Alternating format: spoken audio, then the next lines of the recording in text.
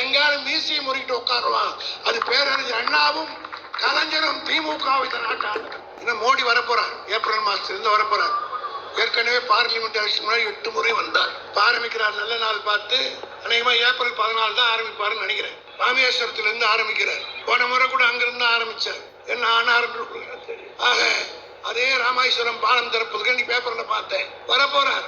8 முறைக்கு அல்ல, 80 முறை வந்தாலும் திராவிட முன்னேற்ற கழகத்துக்காரன் தொண்டன் இருக்கிறவரை எங்கள் கால் தூசை கூட தொட்டு பார்க்க முடியாது என்பதை இந்த பட்ஜெட்டை பார்த்து பொறாமைப்படக்கூடிய அளவுக்கு எல்லோருக்கும் எல்லாம், யாரையும் விட்டு வைக்கவில்லை, எல்லோருக்கும் நன்மை செய்யக்கூடிய ஒரு பட்ஜெட்டாக இந்த பட்ஜெட் அமைந்திருக்கிறது என்பதை ஏதோ இங்க இருக்கிற மேடையில் இருக்கிற திமுகவை சார்ந்தவர் மட்டுமல்ல, இந்தியாவிலே இருக்கிற அத்தனை பத்திரிகையும் தளபதி மு.க. ஸ்டாலினை பாராட்டி இருக்கிறது.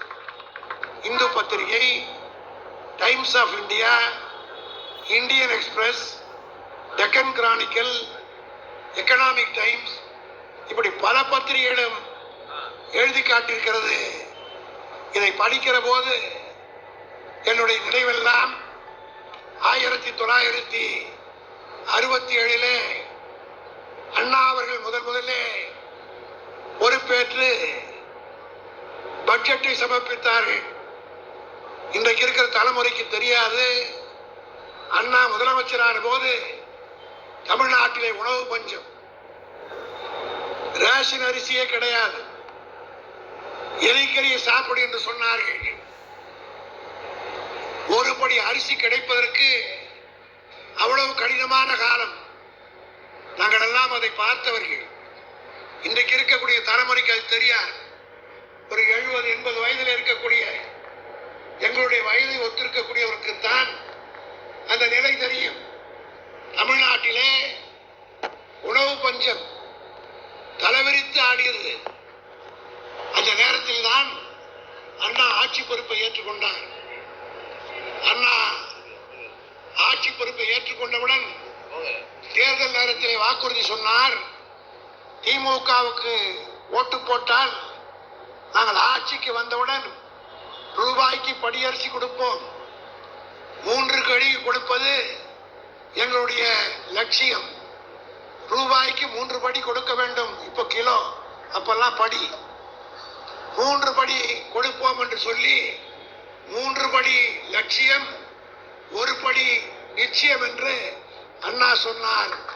மார்ச் மாதம் தேர்தல் முடிந்து பொறுப்பேற்றுக் கொண்ட போது கஜானாவை கிடந்து பார்த்துவிட்டு கடற்கரை கூட்டத்திலே மார்ச் 9ஆம் தேதி பேசுகிற போது அண்ணா சொல்லுகிறார், மிகுந்த ஆர்வத்தோடு கஜானாவுடைய கதவுகளை நான் திறந்து பார்த்தேன். ஆனால் அங்கே பணத்திற்கு பதிலாக கடன் பத்திரம் தான் இருந்தது. களஞ்சேத்தி பார்த்தால் அதுவும் காலியாக இருந்தது. சொல்லிவிட்டு அண்ணா சொன்னார், களஞ்சியம் காலியாக இருக்கலாம், கஜானா காலியாக இருக்கலாம், ஆனால் அண்ணாதுரையினுடைய மூளை மண்டை காலி இல்லை என்று சொல்லி அண்ணா சொல்லிவிட்டு மார்ச் மாதத்திலே இருந்து 2 மாதத்தில் ரூபாய்க்கு படியரிசியை முதலில் கோவைக்கும் சென்னைக்கும் கொடுத்த அண்ணா அவர்கள் அந்த பட்ஜெட்டை சமர்ப்பித்த நேரத்தில் இந்தியன் எக்ஸ்பிரஸ் பத்திரிகை எழுதியது, இந்த budget topping the rich and batting the poor, அதாவது பணக்காரனிடத்திலே இருந்து வாங்கி ஏழைகளுக்கு கொடுக்கிற பட்ஜெட் என்று அண்ணாவுடைய பட்ஜெட்டை எல்லா பத்திரிகையும் எழுதியது.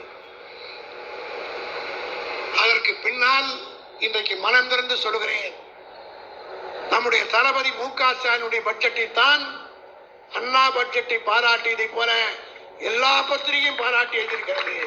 காரணம், அண்ணா சந்தித்ததை விட மிக கடுமையான நிதி நெருக்கடியை இன்றைக்கு நம்முடைய தலைவர் தளபதி சந்தித்துக் கொண்டிருக்கிறார். வஞ்சகர்கள், சண்டாளர்கள் மத்தியிலே உட்கார்ந்து கொண்டு நீ எப்படி ஆட்சி நடத்துகிறாய் பார்க்கிறேன், நீ எப்படி மாதந்தோறும் 1000 ரூபாய் பெண்களுக்கெல்லாம் கொடுத்து பார்லிமெண்ட் 40க்கு 40 ஜெயிச்சிட்டல்ல, எப்படி நீ கொடுக்கிறாய் நான் பார்க்கிறேன். கொள்ளியை பிடுங்கி விட்டால் பகுதி அடங்கிவிடும்.